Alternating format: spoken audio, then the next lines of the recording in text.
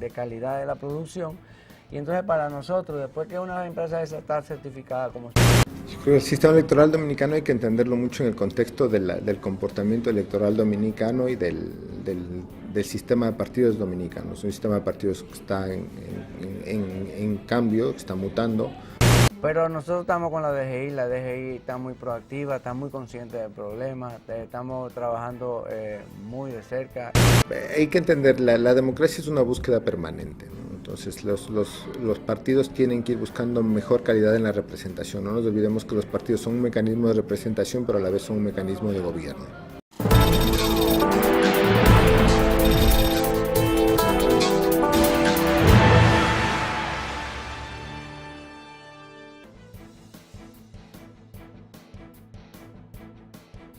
Hola amigos, bienvenidos al Verificador, al periodismo de datos. Qué bueno que están con nosotros cada semana. En este programa vamos a hablar de dos temas.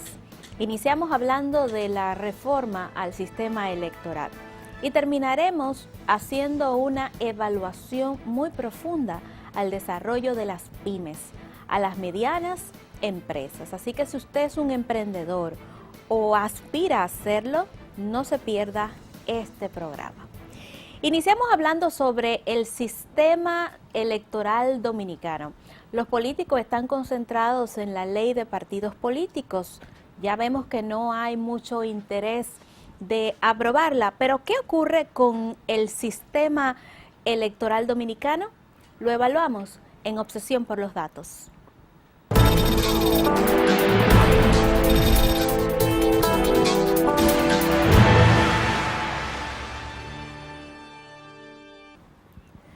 Ya saben ustedes que las elecciones en el año 2016 van a ser simultáneas en todo el país. Serán celebradas el domingo 15 de mayo. Se proyecta que el padrón electoral llegará a 7.260.000 votantes. Si restamos la abstención histórica de un 20%, podrían sufragar 5.8 millones de dominicanos que ejercerán su derecho al voto, marcando aproximadamente 5 boletas. Una boleta para elegir al presidente y al vicepresidente, otra boleta para escoger al senador, la número 3 para escoger a los diputados y la número 4 para escoger los síndicos, además de la número 5 para escoger a los regidores. Para el año 2020, las elecciones presidenciales y congresuales serán separadas de las municipales por un lazo de 3 meses entre febrero y mayo, de conformidad con la Constitución del año 2010.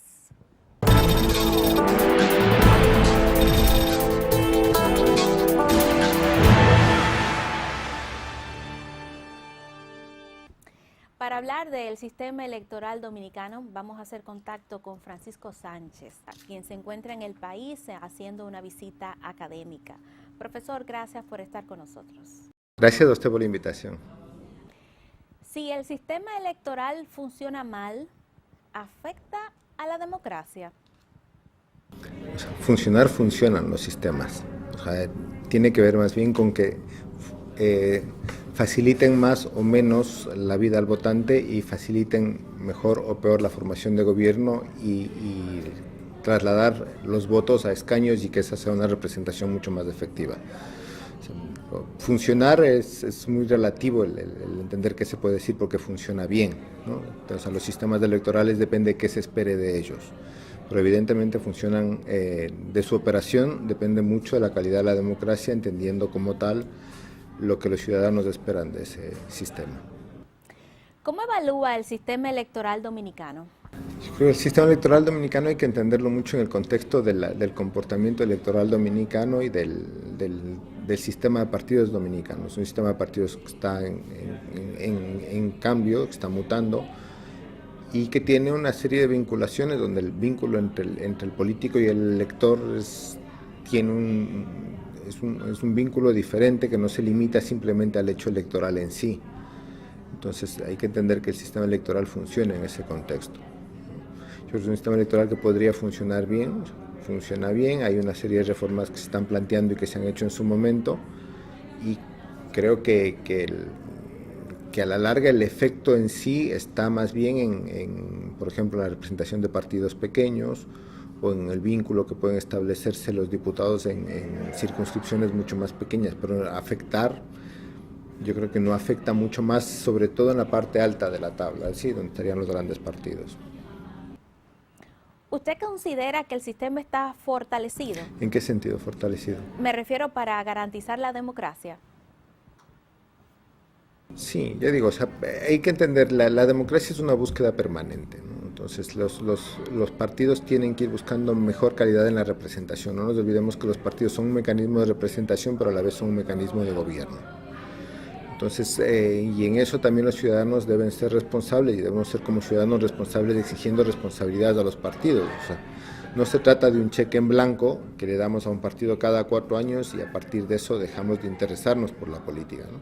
Entonces debe haber una especie de monitoreo permanente y una relación constante entre partido y democracia. Entre partido y elector. El sistema electoral no hace milagros. El sistema electoral es simplemente un mecanismo que se trasladan votos en poder político. Claro, pero la operación del poder político depende del partido y los partidos muchas veces tienen que reaccionar en función de los intereses de los electores. Pero a la vez los electores se ven alimentados por cuál es el tipo de estímulo y respuesta que tienen por parte de los partidos. Entonces se convierte en una especie de círculo y este círculo puede ser o virtuoso o vicioso. El sistema dominicano electoral se ha modificado en varias ocasiones. ¿El cambio de regla mejora el sistema? El cambio de reglas puede mejorar el sistema si se sabe qué se quiere mejorar. ¿Entiendes? Es un problema, ¿no? Hay un politólogo que se llama Giovanni Sartori que te dice que cuando se quiere reformar se debe saber qué, cómo, dónde y por qué reformar, sobre todo, ¿no? Entonces, claro que el cambio de reglas afecta al sistema de partidos, pero no nos olvidamos que el sistema de partidos también está muy anclado a la sociedad y por más que yo quiera cambiar el comportamiento de los ciudadanos a través de un cambio del sistema electoral, no voy a conseguir si existen fuertes fidelidades partidistas. Entonces, ¿qué se busca cambiando sistemas electorales? Yo creo que hay muchísima novelería con el tema de cambios de sistemas electorales, ¿no? Los sistemas electorales no hacen milagros. O sea, ¿por qué? Porque los actores políticos van a buscar una serie de estrategias para adaptar el sistema electoral siempre, o sea, van a tratar de jugar con las reglas del sistema para conseguir más beneficios, ¿no? Pensemos en un partido de fútbol, por ejemplo. Las reglas van a ser iguales para todos, pero dentro de eso un equipo puede tener una estrategia más agresiva, puede tener un partido más brusco, más tosco, más violento, que ataque más al rival, y hay otro que puede tener una estrategia mucho más técnica, más defensiva y demás. Los dos están jugando el mismo partido, las reglas son iguales para todos, pero el comportamiento de los actores dentro del campo es diferente. Entonces eso pasa igual a nivel político. Y sobre todo yo creo que se ha pensado mucho en los efectos, no se ha pensado poco más bien en los efectos no deseados de los sistemas electorales, ¿no? Muchas veces se quiere pensar que es mejor más representación, y puede ser cierto que es mejor más representatividad del sistema electoral, pero las medidas que se han adoptado no necesariamente significan más representatividad y más bien suelen tener unos efectos negativos desde el punto de vista que desestabilizan el funcionamiento del sistema o generan muchos más vicios que virtudes. La temática electoral con perspectiva de género, ¿usted cree que aún puede mejorarse? Sí, por supuesto. Y yo creo que es bueno que las mujeres entren en política porque simplemente es una normalización, y si las sociedades están compuestas casi en una igualdad por hombres y mujeres, me parece que el sistema político debe estar representado en forma igual, más o menos similar. Es lo que se suele llamar representatividad sociológica del sistema. Además me parece y hay estudios que te demuestran que a mayor presencia de mujeres hay un tratamiento distinto de los temas, ¿no? Que hay otras sensibilidades que se ven reflejadas porque simplemente hay temas diferentes en la acción de la política. Ahora, ¿qué es lo que pasa? Si queremos tener una política de cuotas efectiva, hay que buscar un sistema en el que las cuotas funcionen de forma efectiva. Y por ejemplo, si usted quiere tener un sistema de cuotas efectivo, no puede tener un sistema de votos donde yo pueda ir escogiendo y ordenando cómo van planteándose reordenando la lista que me da el partido. Para que la lista de política de cuotas debe ser efectiva, se debe usar, por ejemplo, lista cerrada, para que yo obligue a que el ciudadano escoja a una mujer o escoja a un hombre. A su juicio, ¿cuál es el principal problema, si lo puede decir, que tiene el sistema electoral dominicano? Eso no le voy a contestar, pero yo sí le podría decir que lo que se debería buscar serían mecanismos que permitan eliminar lo que los propios actores políticos consideren que son los vicios de la política local. O sea, ¿cuáles son los problemas de la política local? Para este tipo de reformas es necesario que haya un consenso de los actores, es decir, todos aquellos que de cierta manera podrían desestabilizar el sistema estén de acuerdo en mantenerlo fuerte. Siempre va a haber pequeños actores políticos que no estén de acuerdo, pero lo importante es que haya un consenso de los poderosos, de los que tienen capacidad desestabilizadora. Entonces, esos partidos que tienen capacidad desestabilizadora deben ponerse de acuerdo en qué es lo que se debe hacer, para fortalecer el sistema electoral. Entonces, yo, como le decía, no me atrevo a decir cuál es el principal problema, porque el sistema electoral depende mucho de qué se espere de él, y hay algo que a mí puede parecer que está mal, pero para los actores políticos le puede parecer que esté bien. Le voy a hacer la pregunta del millón, que es la pregunta que se hace todo el mundo en América Latina. ¿Cómo evitar que el dinero sucio llegue a la financiación de las campañas electorales? Eso es prácticamente imposible aquí y en cualquier país del mundo. ¿Qué es lo que se puede hacer? Se puede tratar de abaratar el precio de la política. El gran problema de la democracia contemporánea, entre otros, pero uno de los principales es que la democracia y sobre todo la política partidista se ha vuelto una política partidista muy cara. Y si usted se pone a revisar los escándalos de corrupción que hay en el mundo, o que han salpicado a políticos que se pensaban intachables como Helmut Kohl, por ejemplo, suelen ser escándalos de financiamiento de partidos. Es decir, los partidos necesitan demasiado dinero para la campaña y el dinero fácil es el que se gasta fácil. Entonces, gastar dinero en una campaña puede ser muchas veces dinero a fondo perdido. Y la cantidad de gente dispuesta a perder dinero no es mucha. La gente que suele estar dispuesta a perder dinero suele ser gente a la que no le costó mucho ganar ese dinero o que le resulta fácil volver a ganar dinero. Entonces eso suele estar muy asociado a actividades ilícitas. ¿Qué es lo que podemos hacer? Ayudar a que los políticos no caigan en sus manos. ¿Cómo se puede hacer eso? Reduciendo los gastos de las campañas, haciendo la política mucho más barata. Entonces, por ejemplo, ¿qué se puede hacer? Acortar el tiempo de campañas. Y plantearse si efectivamente una campaña de 4 años es efectiva. O sea, ¿qué se consigue con una campaña de 4 años para distintos cargos? Posiblemente hay una saturación del espacio público, no hay información, no hay información efectiva y posiblemente se acabe diluyendo el mensaje ante un elector que ya no perciba, sino que simplemente vea la foto del político o escucha al político como algo más que forma parte del ambiente, ¿no? Es igual que ve un anuncio de Coca-Cola que ya no le dice nada, igual vea la publicidad de un político que ya no le diga nada. Entonces, yo creo que lo que hay que hacer es eso, reducir el precio de la política y buscar instituciones que nos ayuden a reducir. Me parece que en ese sentido la reforma de unificación del ciclo electoral puede ser positiva. Y yo creo que esa es la idea, ¿no? Ayudar a que los políticos necesiten menos dinero para hacer la campaña. Tenemos un sistema público de financiamiento, pero no restringe el privado. ¿Usted cree que eso es correcto? ¿Se le hace lógico? Muchísima, porque el dinero siempre va a ser insuficiente para una campaña y eso le puede decir cualquier político. Profesor, ¿usted considera que el voto preferencial es viable? El voto preferencial, sí y no. O sea, el voto preferencial puede ayudar mucho en un contexto en el que no hay otros condicionantes socioculturales o de cultura política que puedan potenciarse al generar la posibilidad de que un candidato vaya desarrollando relaciones de vínculos clientelares, por ejemplo, ¿no? Si es que hay un candidato que se ve forzado a establecer una relación mucho más directa a través de algún tipo de intercambio con sus votantes para poder moverse dentro de la lista, hay que tomar en cuenta que eso podría ser a la larga un problema, ¿no? Porque, por ejemplo, necesitamos mucho más dinero en la campaña. Y después hay otra cuestión, que es muy interesante el voto preferencial, es que aumenta exponencialmente el gasto en campaña. ¿Por qué? Porque ya no hay una campaña, hay varias campañas, ¿no? Entonces, pensemos en un partido que presenta 10 candidatos de una circunscripción. En el fondo habrían 10 campañas. Sería la del partido y la del candidato del partido 1, el candidato del partido 2, el candidato del partido 3, el candidato del partido. Entonces, Primera cuestión. Segunda cuestión, es muy difícil hacer campaña en contra del candidato del partido, de tu mismo partido. Entonces, es muy difícil que yo tenga que hacer una campaña propositiva porque el mensaje del partido se supone a priori que es igual para todos. Y se supone que yo no puedo atacar al candidato de mi partido porque estaría tirando piedras sobre mi propio tejado. Entonces me obligan a generar una serie de estrategias diferenciadas que suelen pasar por ejemplo, el intercambio de bienes y regalos y cosas así. ¿Y eso qué hace? Eso me conecta con la pregunta anterior, ¿no? O sea, me sube el precio de la campaña, y algo que en principio es bueno porque ayuda a que las directivas de los partidos no tengan control directo sobre la lista o el orden de la lista, me ha generado un efecto negativo por el otro lado. Por eso le decía, ¿no? Hay que pensar mucho en las reformas de qué, por qué y cómo.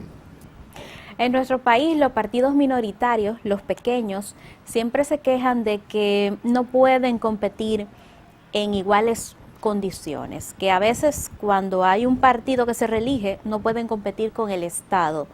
¿Usted qué recomendación les da? Yo les diría que muchas veces si uno es de un partido pequeño es porque posiblemente tiene pocos electores. Entonces la pregunta es ¿por qué tienes pocos electores? Uno, porque puedes tener un mal candidato. Dos, porque hay una propuesta que no encaja o que no llega a la sociedad o no consigues conectar con el electorado. O sea, me parece que es un poco presumido pensar que única y exclusivamente el problema está en que hay grandes partidos o el hecho de que existan partidos que estén en el gobierno y que supuestamente utilizan su presencia dentro del gobierno para hacer campaña sea el único factor que hace que yo pierda elecciones. O sea, yo les invitaría a que piensen realmente si es que el problema pasa por ahí o es que el problema es que son candidatos poco conocidos o candidatos malos o candidatos con propuestas que no gustan. O sea, hay una serie de factores, no es que puedas competir. O sea.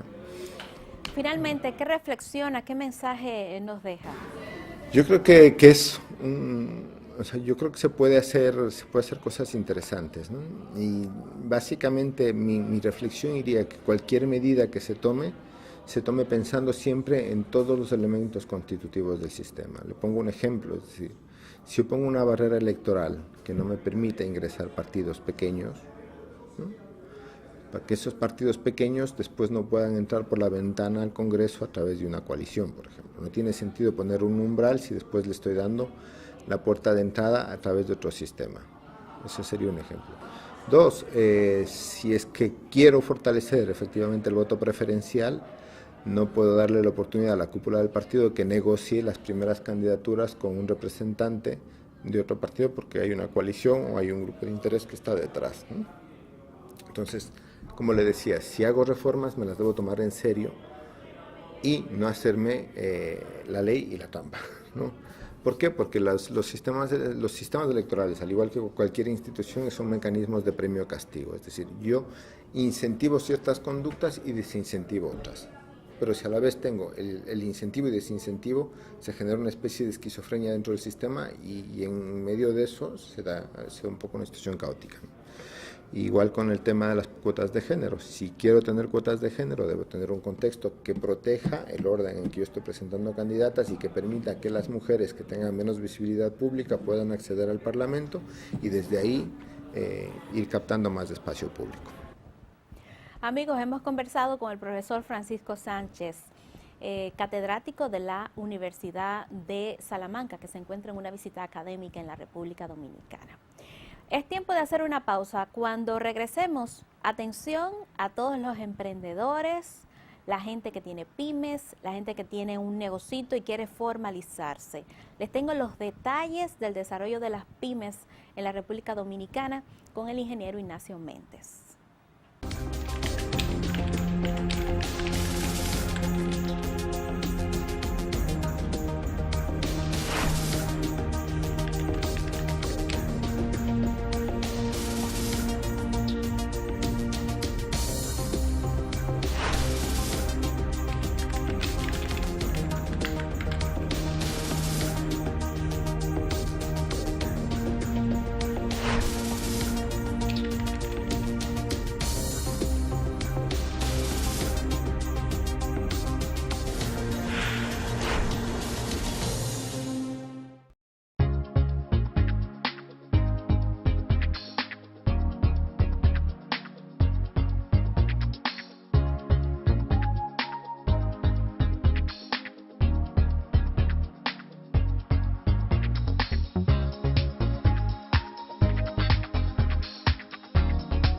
encantará lo que puedes hacer en la nueva popularenlinea.com. Busca, compara, solicita y obtén la aprobación de cualquiera de nuestros productos. Popular, a tu lado siempre. Mostremos al mundo lo mejor que hacemos. Industrial Dominicano. Cumplir con las reglas de origen y regulaciones técnicas de los acuerdos de libre comercio garantiza el acceso de tus productos a los mercados internacionales. Es tiempo de hacer negocios. Acércate a nosotros.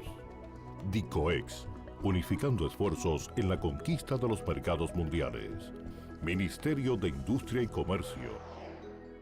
El país lleva más de 100 años de crisis eléctrica. El gobierno, decidido, ha puesto en marcha un plan integral de 3 ejes para dar una respuesta definitiva, produciendo más energía a bajo costo, modificando la matriz energética, reduciendo las pérdidas y realizando una eficiente gestión. Hacerlo con responsabilidad, transparencia y calidad requiere tiempo. La espera dará frutos, logrando eliminar el obstáculo que frena el desarrollo del país. Corporación Dominicana de Empresas Eléctricas Estatales, CDEE, hacia la solución definitiva.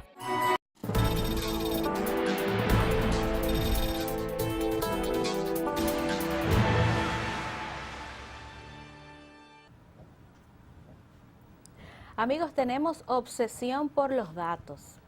La economía dominicana está basada en las micros y pequeñas empresas. Esa es una realidad de nuestro sistema económico en los últimos 50 años. Tenemos que informarnos sobre qué novedades hay y cómo las pymes pueden tener opciones para producir mucho más y para que el Estado le garantice políticas que hagan de su producción que sea más efectiva. El ingeniero Ignacio Méndez nos acompaña. Él es viceministro de Fomento de la Pequeña y Mediana Empresa y viceministro de Fomento de las Pymes. Bienvenido al Verificador. Gracias por la invitación. Nosotros contentos de conversar con usted sobre el tema de las pymes.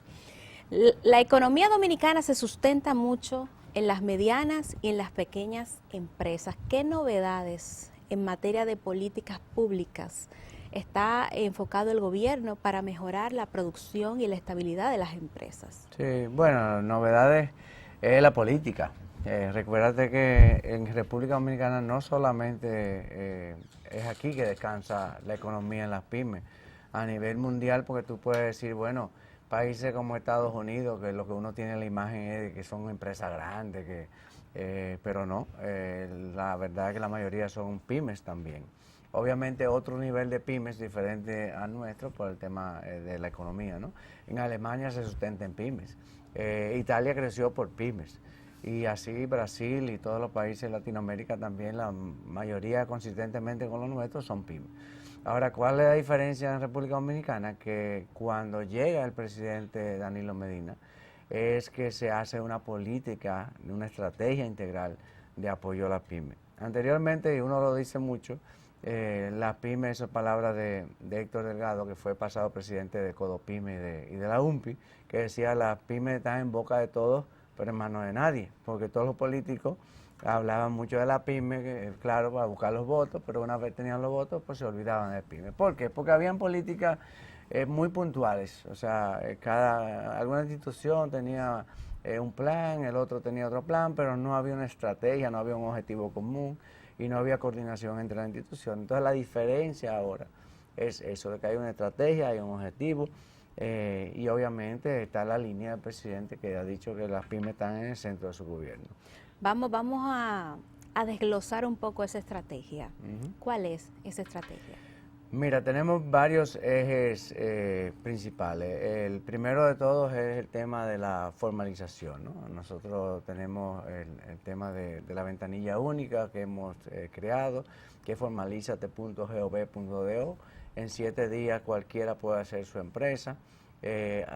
Normalmente ahora estamos limitados a las SRL y las IRL, que son las empresas que normalmente una empresa pequeña o mediana forma. Estamos trabajando en los próximos meses, un par de meses como mucho, vamos a comenzar con el registro de las microempresas. y ese va a ser un registro a muy bajo costo, prácticamente nada. Y la idea es que se registren, que se formalicen y que nosotros podamos con eso visibilizarla, porque hoy en día hablamos de que hay, tú hablabas de números, hablamos de que hay casi 1.000.000 y pico, 1.300.000, 1.400.000 de empresas, de microempresas, pero no sabemos exactamente dónde están, no sabemos exactamente a qué se dedican, no sabemos quiénes son para poder dirigirle política del Estado hacia ellas. No para cobrarle impuestos, porque mucha gente dice, ay, esos son estos come solos, que para crear. No, el tema principal no es ese. El tema principal es que nosotros podamos ubicarla para poderle llevar programas de capacitación, programas de formalización, programas de inclusión bancaria, y todo ese tipo de cosas, y de encadenamiento productivo con las compras gubernamentales. Entonces, el segundo tema es este mismo, precisamente, el tema de las compras gubernamentales. Yo creo que a poca gente le queda duda de que es un programa que ha sido sumamente exitoso. En estos casi 3 años van ya más de 100.000 millones de pesos que se canalizan hacia las MIPYMES a través de las compras gubernamentales. Ayer se anunció otro proceso del INAVIE que son como 1.000 millones de pesos. Y este año rondarán alrededor de 40.000 millones de pesos las compras a las MIPYMES. Eso ha dinamizado sectores completos, como son los pequeños textileros que fabrican los uniformes, que fabrican las mochilas de los colegios, la industria del calzado, que estaba prácticamente en ruina, cerrada casi toda ella, hoy en día está bollante y están creando incluso más clústeres de calzado, son los que están supliendo todos los calzados a las escuelas. Y en el tema de construcción, todas las escuelas que están construyendo, la gran mayoría son ingenieros, incluso ingenieras, muchas de ellas, que tienen una obra grande por primera vez, porque se están rompiendo el monopolio que tenían una docena de empresas en el tema de suplir al Estado, ¿no? Sin embargo, las pymes en la República Dominicana, hay unas estadísticas que nos dicen que la conformación de esa pyme sale del núcleo familiar. Sí. La gran mayoría, sí. Pero no necesariamente ese jefe de familia está preparado en lo que tiene que ver con una gestión administrativa. Ahí en los aspectos educativos, en las pymes se ve también las carencias de nuestro sistema. ¿Ustedes acompañan a esa pyme en la formación en asuntos administrativos? Sí, claro, pero por eso te digo que queremos visualizarlas, porque es muy fácil hablar de las pymes, o sea, pymes, pequeña, mediana empresa, son fáciles, pues son 18.000, esa tú la manejas fácil, pero cuando tú hablas de microempresa, estamos hablando de 1 millón, entonces ahí es mucho más difícil y complejo tú llegar a todo ese millón de empresas, y sí, generalmente salen de una familia, generalmente, por ejemplo, en el caso de las mujeres que tienen el 51.3, son cabezas del 51.3% de las microempresas, generalmente son empresas de subsistencia, son empresas que son complementos de los ingresos del hogar. Entonces, por la misma naturaleza, son empresas que nacen de la necesidad. O sea, no nacen porque, yo estudié, yo me preparé y yo voy a comenzar una empresa, como puede ser un emprendimiento de lo que estamos haciendo hoy en día. No, esas surgen por necesidad. Y a esas sí se están capacitando. Se están capacitando de 2 maneras. Se están capacitando las que llegan a nosotros directamente al ministerio, a algunos de los programas que tenemos de capacitación a través de algunos de los pueblos, y ahora a través de los centros PYME, o aquellas que van a los programas del Gabinete Social de la Presidencia Solidaridad. Sea el programa de solidaridad, o sea los CTC, los Centros Tecnológicos Comunitarios, ahí nosotros también estamos con ellos coordinando programas, por ejemplo, como educación financiera y como algunos otros, el mismo compra, el Uno Educarse para venderle al Estado, se hacen a través coordinadamente con la vicepresidencia de la República. Y los aspectos fiscales, porque el sistema fiscal es muy complicado, el de aquí. Estamos trabajando en eso, pero fíjate una cosa, o sea, el promedio de venta de una microempresa son 30.000 pesos y 1.3 empleados por empresa. Eso está diciendo que es una micro muy micro, ese es el 90% de las microempresas que hay aquí. Entonces, cuando tú ves esos números, tú dices, pero ¿y por qué me hablan con tanta preocupación de pagar impuestos? 30,000 pesos está por debajo de los 33,000 o 34,000 pesos, que es la renta neta mínima imponible, ¿no? O sea que tú no llegas a tener que cotizar impuestos. Entonces, el problema principal de los impuestos es una desinformación enorme que hay con el tema. Y nosotros estamos trabajando con la DGI de hace un tiempecito, tratando de aclarar el tema, de hacerlo mucho más digerible, más amigable, y más claro visualmente. O sea que una microempresa sepa exactamente a qué atenerse y una pequeña empresa sepa exactamente a qué atenerse, porque la pequeña empresa tiene el régimen simplificado de tributación, que es muy favorable. Ahora tú le preguntas a ellos qué es eso y nadie sabe. ¿Me entiendes? Entonces, claro, tú vas al portal de la DGI o busca un folleto y tienes que estudiarlo, o sea, Sí, sí. es complicado para un Sí, pyme. hay Entonces, una serie de instructivos que están ahí, pero si la base de educación no ha sido de gestión financiera, de contabilidad, exacto. pues es Imagínate difícil. tu educación tributaria, peor Sí, todavía, porque es un peor. tema que la gente le tiene pánico. Pero nosotros estamos con la DGI está muy proactiva, está muy consciente del problema, estamos trabajando muy de cerca y yo entiendo que probablemente este mes, cuando mucho el mes que viene, ya vamos a tener una propuesta definitiva en ese tema, que yo creo que va a ser muy favorable para el sector. Ingeniero, permítame hacer una pausa. Cuando regresemos vamos a hablar de políticas de pronto pago, Perfecto. que yo creo que usted debe ser un vocero Claro que sí. en ese sentido. Regresamos.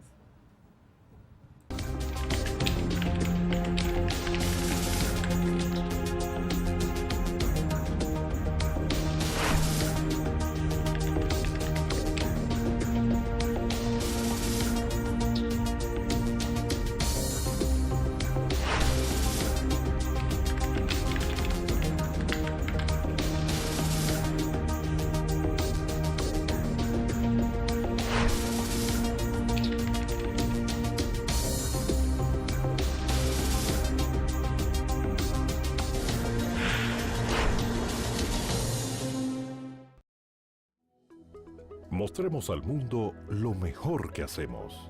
Industrial Dominicano.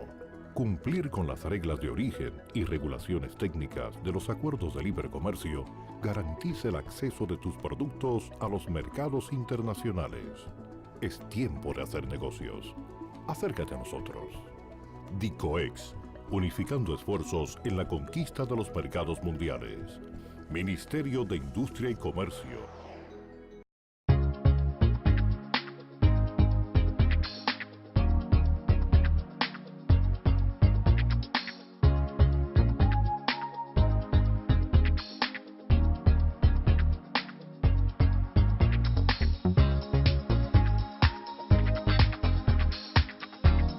Te encantará lo que puedes hacer en la nueva popularenlinea.com.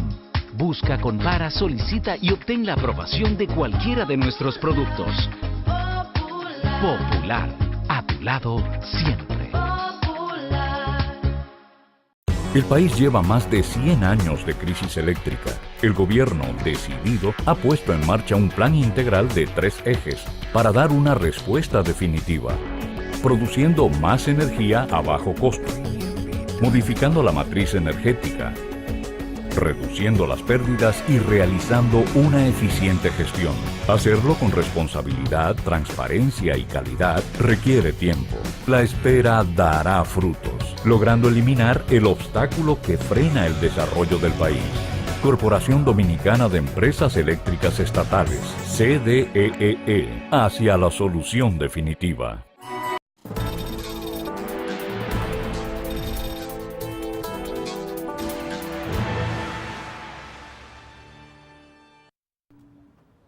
Estamos conversando con Ignacio Méndez, viceministro de las pymes y viceministro de fomento de la pequeña y mediana empresa. Está conversando con nosotros esta semana en el verificador sobre los avances que puede él darnos aquí como datos en el sector. Antes de irnos a la pausa, le preguntaba yo sobre una política de pronto pago. Todo el sector empresarial dominicano, no importa si es pequeño, si es mediano, si es medio mediano, si es un chin más grande, si es grande o si es grandote, todo el mundo se queja de que no tenemos una política de pronto pago. Aquí se está pagando a 90 días, a 60 días. Y las empresas más grandes muchas veces se están hasta autofinanciando con el tema del ITEVIS, con el tema de las retenciones, y eso está creando un círculo vicioso que está quebrando a los más pequeños. En ese sentido, ¿qué puede usted hacer? Sí, mira, tenemos varias respuestas y vamos a conversar de eso, pero también te quiero decir que eso no es un tema exclusivo de la República Dominicana, es un tema generalizado. Y tan generalizado es que recién hace 3 semanas más o menos vinimos de Estados Unidos, fuimos a Washington invitados por el gobierno americano, Yocasta Guzmán y yo, a ver precisamente el sistema de compra del Estado norteamericano. Y hablando en una oficina de logística del gobierno americano en las Fuerzas Armadas, no le preguntamos eso mismo, el tema de porque allá tienen algo bonito, allá ellos tienen su cuota. Tienen la cuota para la pyme, tienen una cuota para los veteranos de guerra, que es un sector muy importante para ellos, y tienen otra cuota para los discapacitados. Entonces también la cuota de las grandes, para tú ganar una cuota de las grandes, obligado tienes que demostrarle que tú estás encadenado con pymes. O sea, que tú tienes pymes dentro de tus suplidores. Para tú poder ganar, siendo grande, tienes que demostrarle que tú estás aliado con pymes. Y entonces cuando le preguntamos, bueno, pero ¿cuál es el tema del promedio de pago de aquí? Igualito que nosotros, no es nada diferente, son 60, 90, 120 días. Ellos tienen el mismo problema y esos son los americanos. Sí, entonces yo te estoy diciendo eso no para contentarnos con ese tema, sino obviamente la empresa Mi Pyme Dominicana es una empresa más chiquita, más vulnerable, menos preparada. Y no, más, lo que quiero más decirle, desorganizada. Sí. Ahora, espérate, porque yo no estoy escribiendo la pregunta, no te estoy mareando con todo esto, simplemente para darle un contexto. El problema es que sí, o sea, aquí te compran a 15 días, te compran a 30 días y el periodo de pago es cualquiera que le dé la gana al pagador. Entonces, generalmente, te pagan a 45 días, te pagan a 90 días, te pagan a 120 días y eso un pyme no lo puede aguantar porque no tiene capital de trabajo. Ahora tú me dirás, ¿y qué ustedes están haciendo para eso? Nosotros, primero lo que hemos tratado de hacer es concientizar a aquellas grandes cadenas, porque hemos hablado con ellos sobre el tema.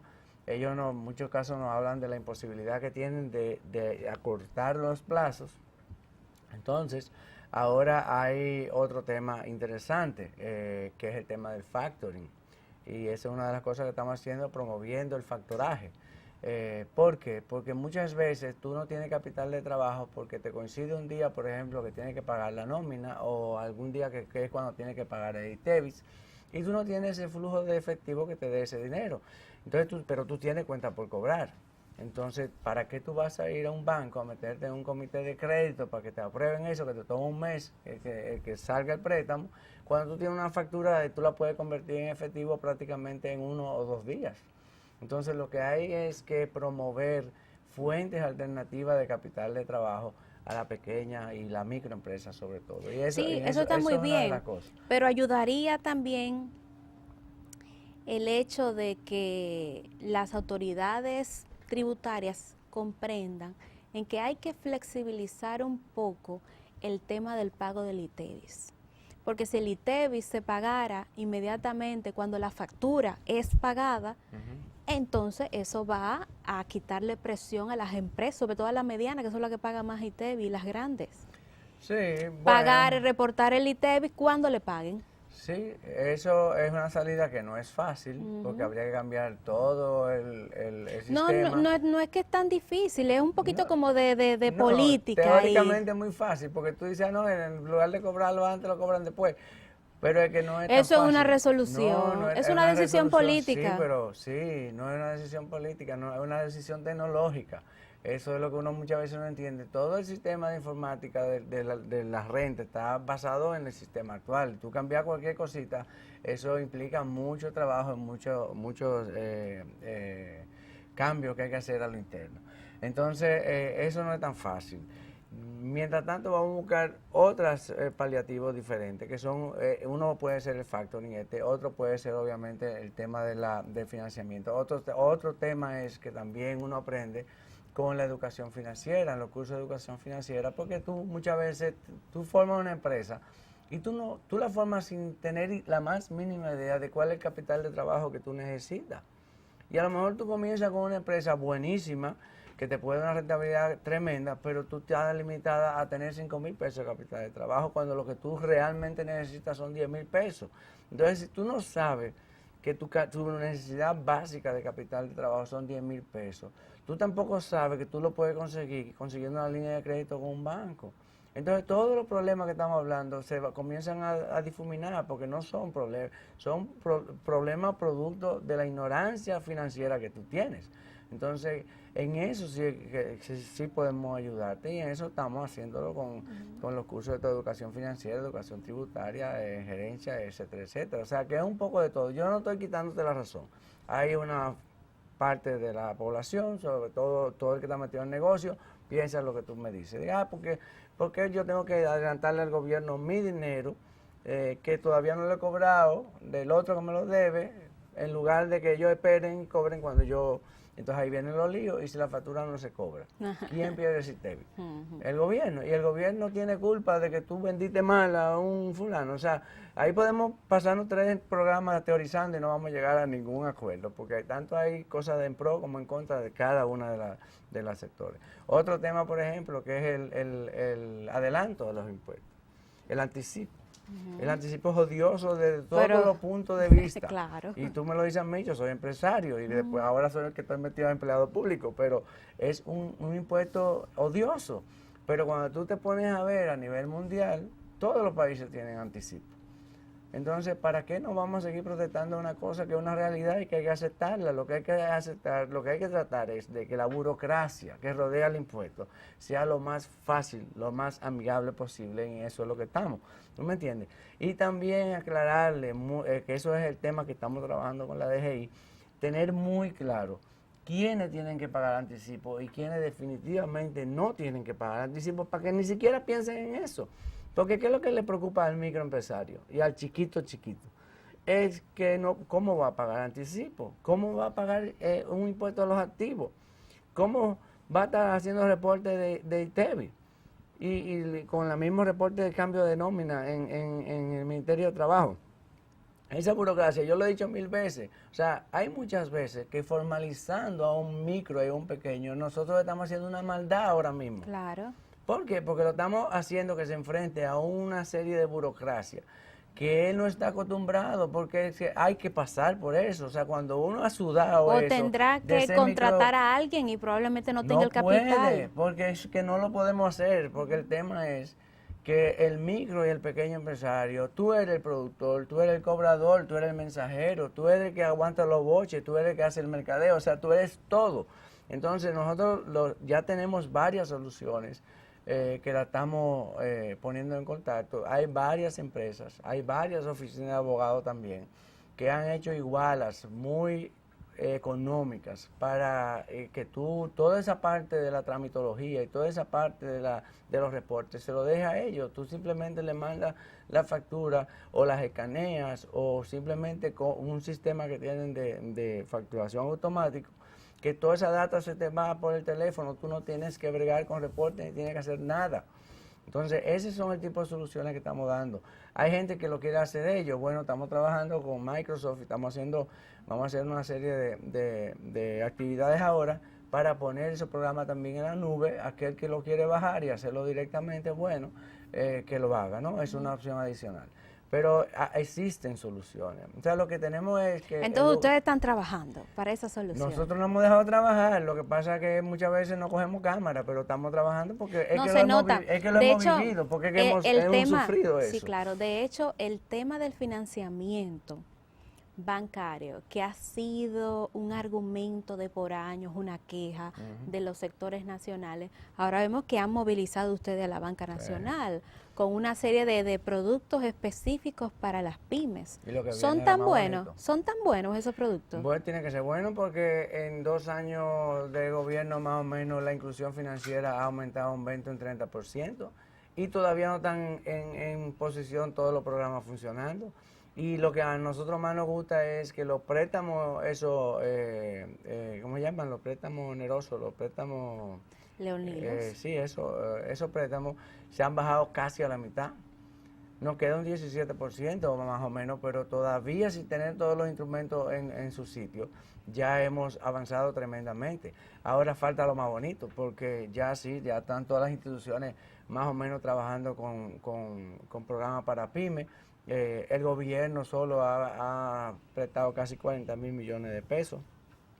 Se hablaba que la brecha de financiamiento del sector pyme es alrededor de 30, 35 mil pesos, ya se han prestado 40. O sea que realmente el problema de financiamiento se ha enfrentado con éxito. Y se ha diversificado también. Claro que sí, pero lo vamos a hacer más. ¿Por qué? Porque nos faltan dos instrumentos. Y tiene los subagentes bancarios.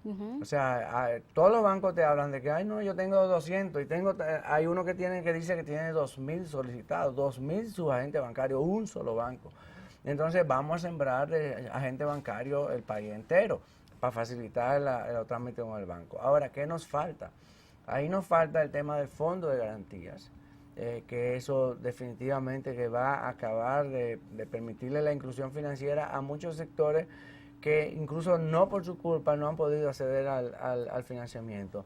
Pero también el pyme, el microempresario, el pequeño empresario, ¿qué tienen para dar en garantía? Explícame, ¿tú tienes un terreno de 2, 3 mil o 5 mil metros que le pueda dar el banco en garantía? ¿O tú tienes una jipeta que valga 2 o 3 millones de pesos que le pueda dar el banco en garantía? No lo tienes.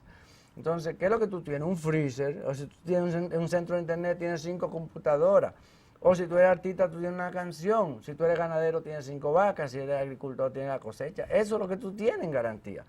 Incluso si tú has vendido y tienes factura, esa es tu garantía, la factura de cuenta por cobrar. Entonces, lo que nosotros estamos trabajando ahora, tenemos prácticamente ya el último borrador listo, es la ley de garantías mobiliarias, para permitir que se puedan poner en garantía en el sistema bancario nacional cualquier bien mueble que tú tengas y la banca lo acepte. Entonces va a haber un registro de bienes muebles y ahí tú vas a poder poner todo. Y eso va a prácticamente acabar de redondear toda la estructura de financiamiento que estamos haciendo. Eso ha sido tremendamente exitoso en los países que se ha implementado. Nosotros creemos que vamos a tener la ley más actualizada de toda la región. Estamos trabajando con el Banco Mundial, con la Oficina del Tesoro Americano, estamos trabajando con la cooperación de todas las instituciones nacionales, el Banco Central, la Superintendencia de Bancos, las oficinas de abogados más importantes, obviamente el Ministerio, la MEPIT. Todo el mundo que tiene que ver con el tema, y yo creo que ahí nosotros realmente redondeamos con esa medida ya su agente bancario, el Fondo Nacional de Garantía y la Ley de Garantía Recíproca y el tema de la garantía mobiliaria. Yo creo que eso podrá ser un legado impresionante del presidente, que no solamente va a resolver los problemas en estos 4 años, sino que ya no va a haber que preocuparse porque el dinero está en el sector privado. Entonces, si tú le estás dando los medios para que ese dinero fluya hacia el sector MIPYME, pues ahí ya le resolvimos el problema del dinero al sector por mucho tiempo. Bueno, ya yo le estoy escuchando a usted muy entusiasta. Ay, tú no sabes nada de lo que viene por ahí. Eso es interesante. Y no hemos hablado de emprendimiento ni de los programas que vienen de innovación. No, pero vamos a hablar de esos temas en el próximo bloque. Regresamos con Ignacio Méndez.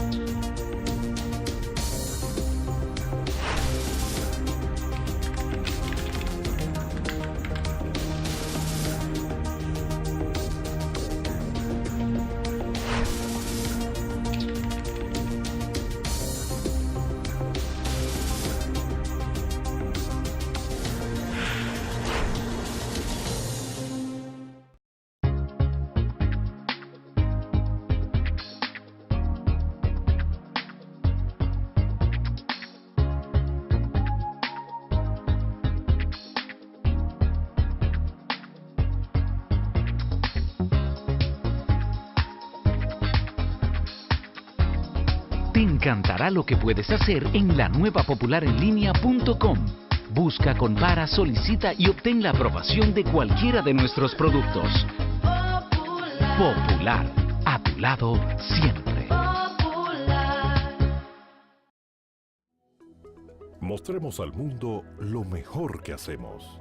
Industrial Dominicano. Cumplir con las reglas de origen y regulaciones técnicas de los acuerdos de libre comercio garantiza el acceso de tus productos a los mercados internacionales. Es tiempo de hacer negocios. Acércate a nosotros. DICOEX, unificando esfuerzos en la conquista de los mercados mundiales. Ministerio de Industria y Comercio. El país lleva más de 100 años de crisis eléctrica.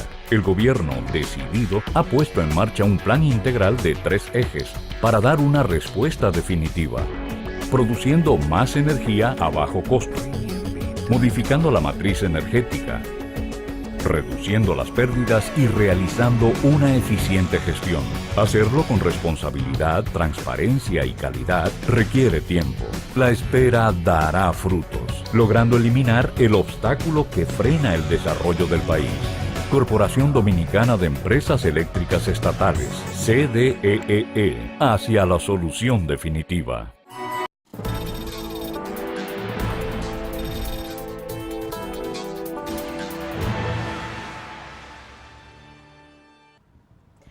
Seguimos conversando con Ignacio Méndez, viceministro de las pymes, de las pequeñas y medianas empresas.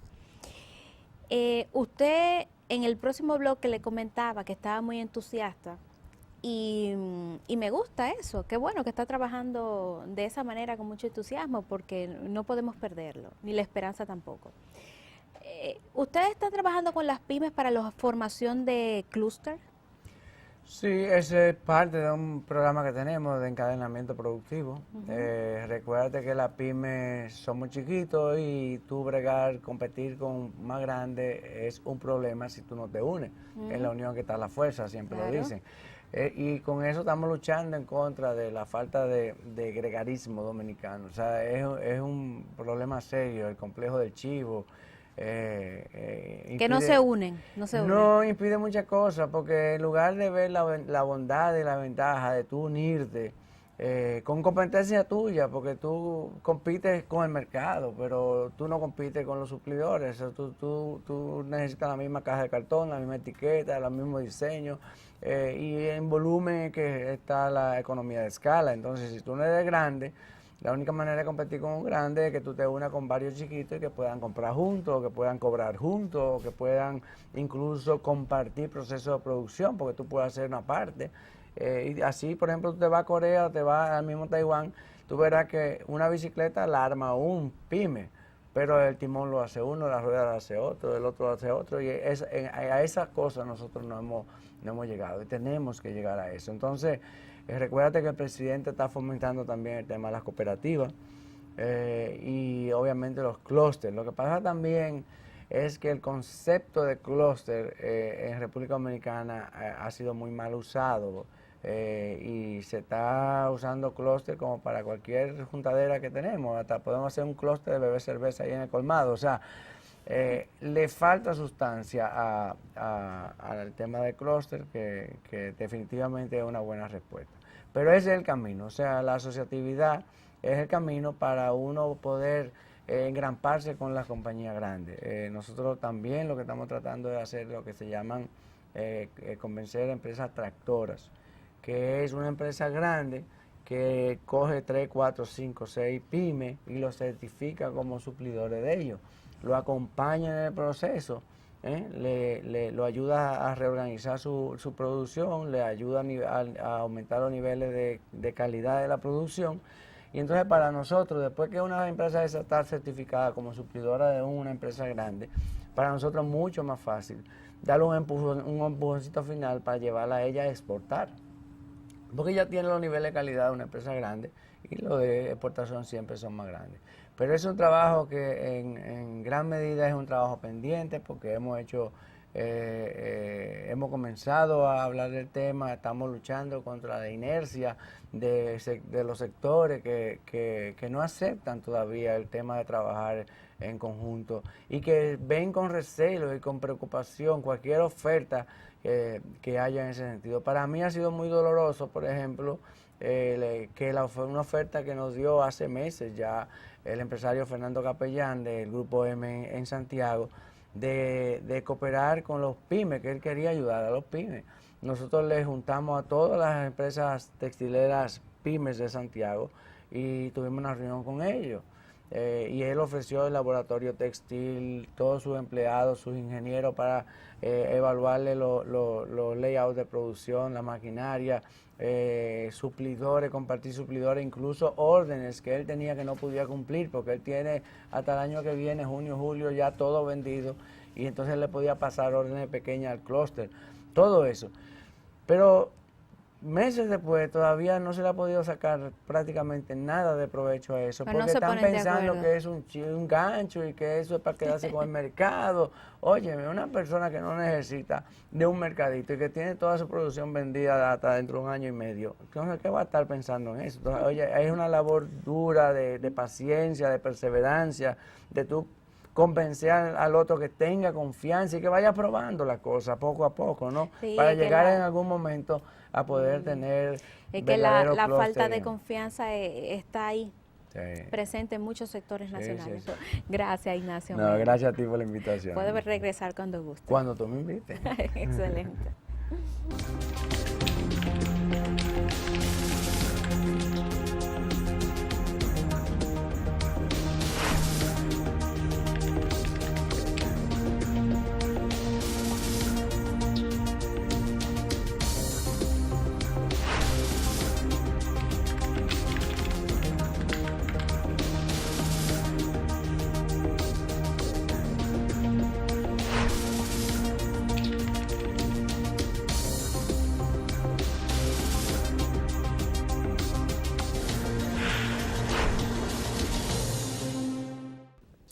Amigos, gracias por acompañarnos esta semana en El Verificador. Ya saben ustedes que seguimos en contacto a través de la página web elverificador.com. También está la disponibilidad de mi canal YouTube. Así que suscríbase para que pueda ver el programa El Verificador en el horario que usted quiera. Ya saben que yo solamente les presento el dato. Usted es dueño de las opiniones. Hasta la próxima semana.